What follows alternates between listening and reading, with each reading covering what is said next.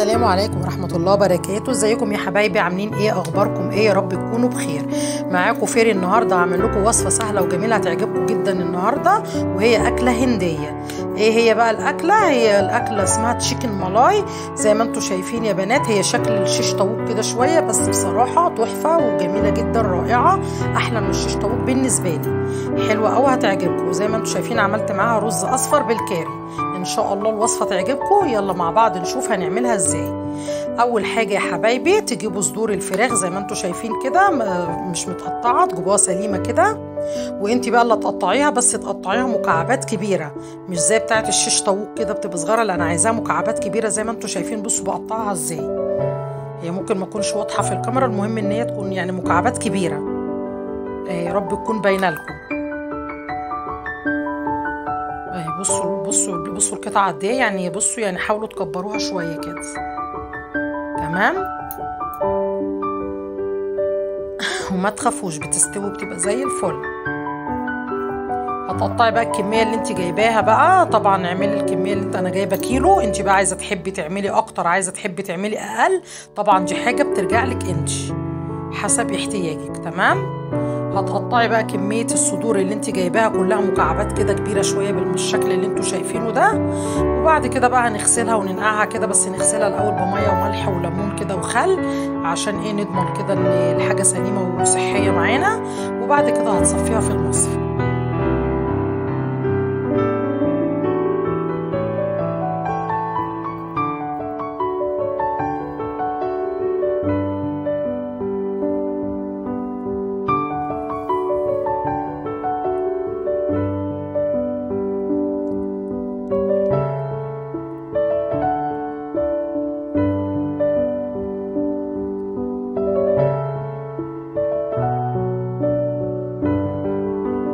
السكينة كانت تلمة معايا شوية، لو السكينة طبعا حامية كانت تنجز معاكي اكتر.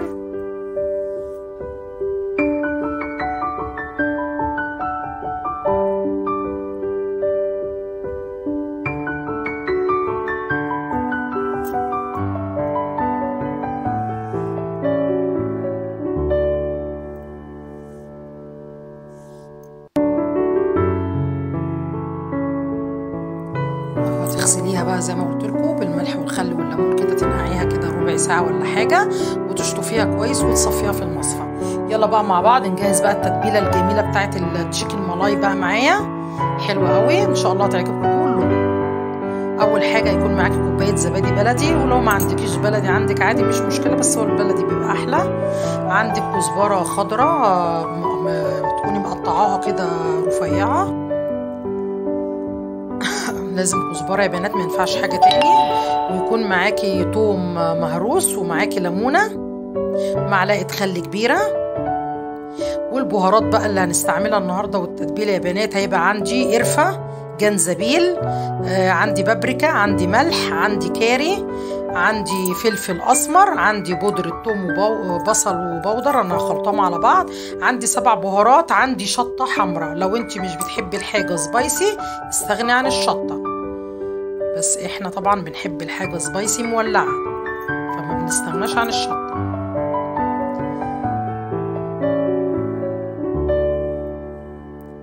في بولة بقى او طبق هننزل بكل المقادير دي كده على بعض.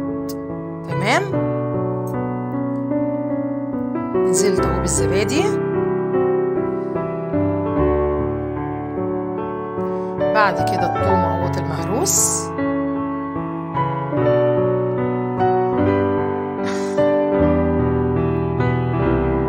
على فكرة لو عندك جنزبيل فريش ممكن تضربيه في الكبة ناعم وتحطيه عادي بدل البودر يعني لو عندك.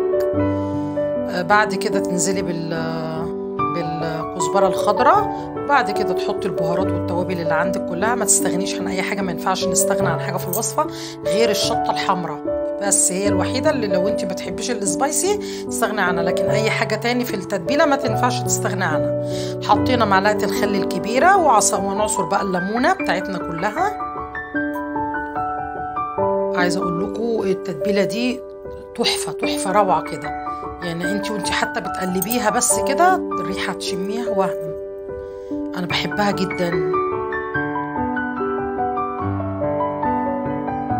قلبي بقى التتبيله كده الجميله دي كده حلوه قوي معاكي لحد ما كل الحاجه بقى المقادير اللي فيها والتوابل والكزبره كل حاجه تنسجم كده وتمتزج كده مع بعضها.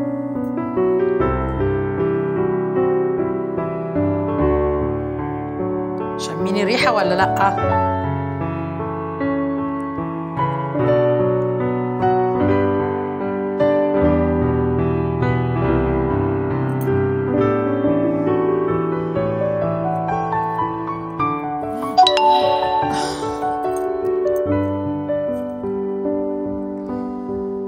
بعد كده بقى جبت لقيت المكعبات الفراخ بتاعتي بقى بعد ما اتصفت زي ما انتوا شايفين اهيت. بصوا المكعبات كبيره وحلوه ازاي. هنزل بقى بيها على التتبيله ديت وهقلبها كويس.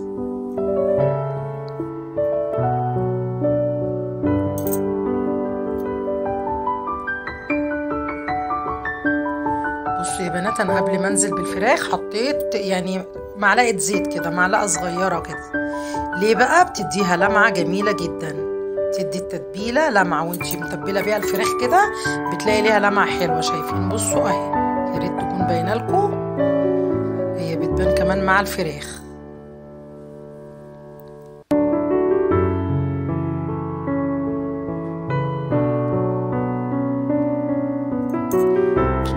نزلنا بقى بالمكعبات بتاعتنا وهنقلبها بقى تقليبه حلوه كده في قلب التتبيله بتاعتها دي.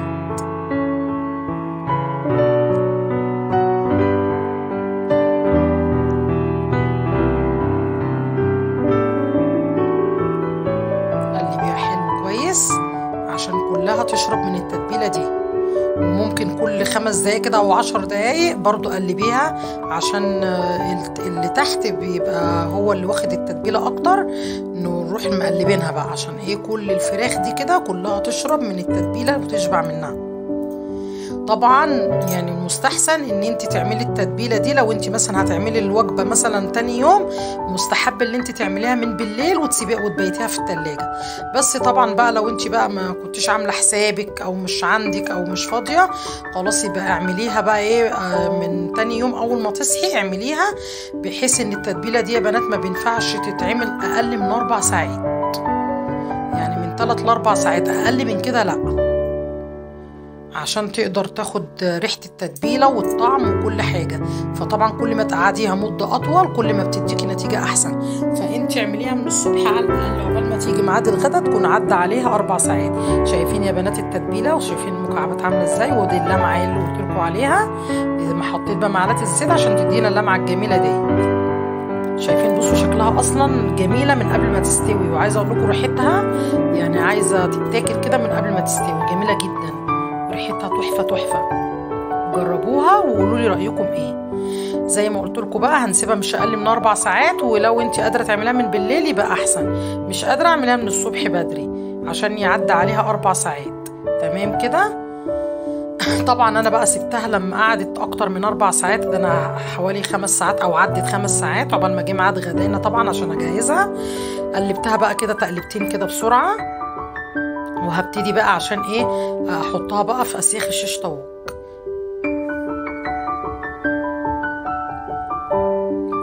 هتجيبي بقى صاج كده بتاع الفرن او اي صاج عندك او صينيه اي حاجه عندك، وتحط عليها شبكه. تمام.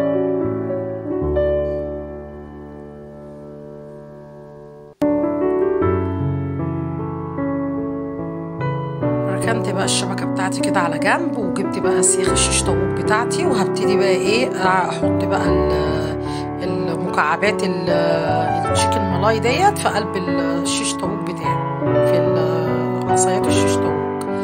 شايفين؟ يا ريت تعملي بالعصايتين او 3 عشان يحكموا الفراخ جواها، ما تبقاش واحده بس هتبقى ضعيفه، وكمان مش هتمسك لك قطعه الفراخ كويس. وهنعلقها هي زي الشيش طاووق، هي شبيهه ليه زي ما بقول لكم، بس ما بنحطلهاش بقى خضار ولا اي حاجه، بتكتفي بالتتبيله بتاعتها. شايفين؟ وتسيبي بس كده ايه سنه فراغ ما بين الواحده والتانيه، ما تلزقهمش في بعض، يعني زي ما انتوا شايفينها قدامكم كده.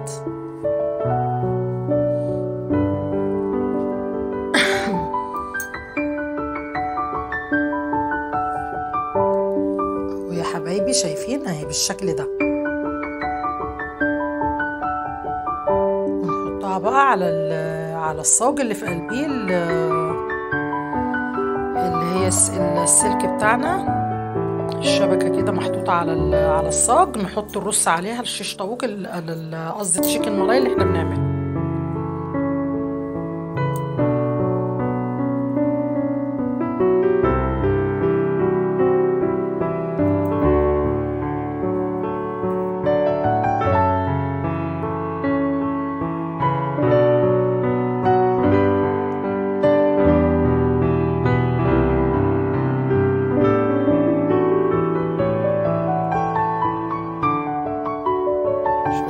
المسافات اللي بسيبها، يعني بتسيبي مسافة بس بسيطة كده ما بين الواحدة والتانية، مش عايزين فراغات كتيرة ولا عايزينهم لازقين في بعض. شايفين القطعة بتبقى قد ايه بقى في عصاية الشيش طاووق.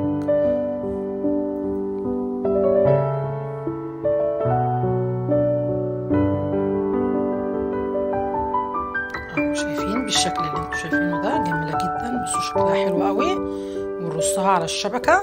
نخلص بقى الكمية ديت وارجع لكم.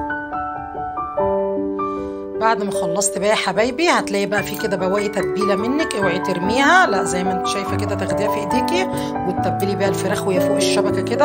عايزه اقول لك ما تستغنيش عنها ابدا، هي دي اللي بتديها الطعم والريحه الجميله. فالحاجه اللي باقيه منك اهي زي ما انتم شايفين بحطها فوق الفراخ.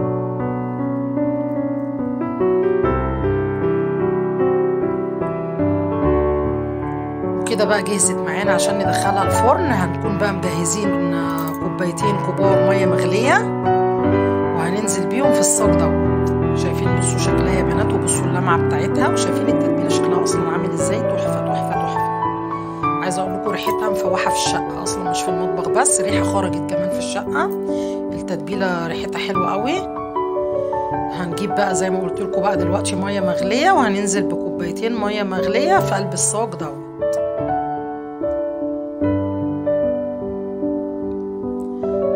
تكوني بقى مولعه الشوايه، انا بعملها تحت الشوايه في الفرن، بولع الشوايه كده تكون ايه يعني ما تكونش حاميه، تكون نص كده وسط، لا هي واطيه ولا هي عاليه، على الوسط كده، وتحطيها تحت الشوايه بتاعتك. وطبعا بقى ايه كل 5 دقايق تبص عليها وقلبيها، عشان احنا مش عايزينها تحمر وتنشف ولا عايزينها بيضه. وبعد ما خلصناها بقى يا حبايبي وخلصت واستوت معانا هي خدت في الفرن حوالي مني نص ساعه زي ما انتوا شايفين. وعملت جنبها الرز بالكاري الاصفر جميل قوي زي ما انتوا شايفين، وتقدميها بقى معاه بالشكل دوت. شايفين شكلها، بصوا هي مستويه، شايفين شكلها تحفه تحفه، وطعمها احلى. هتعجبكم جدا جدا جدا، ان شاء الله تجربوها وتقولوا لي رايكم في التعليقات، مين هيعملها ويقول لي رايه فيها ايه. ودي كانت وصفه النهارده، يا رب تعجبكم ان شاء الله، واتمنى تقولوا لي رايكم في التعليقات زي ما قلت لكم. ولو عجبكم بقى الفيديو النهارده ما تنسوش تعملوا لي لايكات كتير كتير بقى، واعملوا لي سبسكرايب في القناه، وقابلوني بقى ان شاء الله في فيديو جديد مع وصفات فارس.